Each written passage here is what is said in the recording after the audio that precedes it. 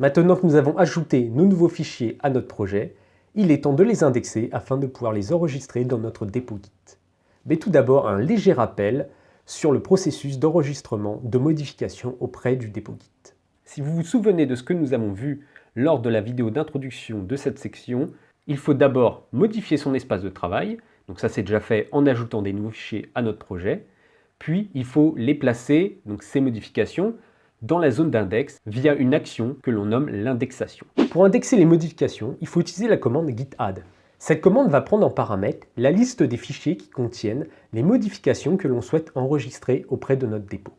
Nous allons indexer les deux fichiers via la commande git add, suivi, comme je vous l'ai dit, de la liste des fichiers à ajouter à la zone d'index, notamment ici donc hello.html et style.css.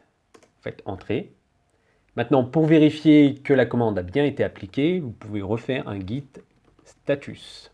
Vous pouvez voir que maintenant l'affichage a changé, puisque nous avons un nouveau message de Git qui nous dit que ces deux fichiers sont prêts à être commit. Donc ça veut dire prêts à être enregistrés dans le dépôt. Tout simplement parce qu'ils sont maintenant dans la zone d'index. Je vous ai également dit lors de l'introduction de cette section qu'il était possible de désindexer des fichiers. Nous allons voir ça tout de suite avec la commande git reset et le nom du fichier ou des modifications plutôt que nous voulons sortir de la zone d'index. Donc par exemple, nous pouvons sortir toutes les modifications d'hello.html.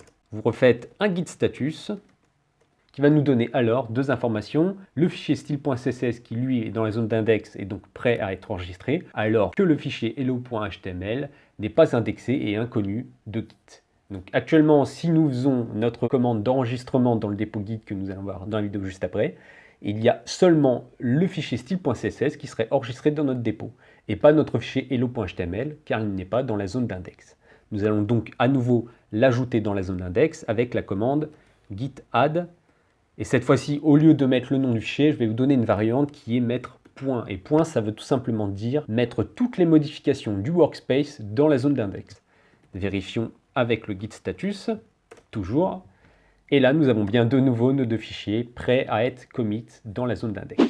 Nos modifications ont été placées dans l'index. Nous allons voir maintenant comment réaliser un commit.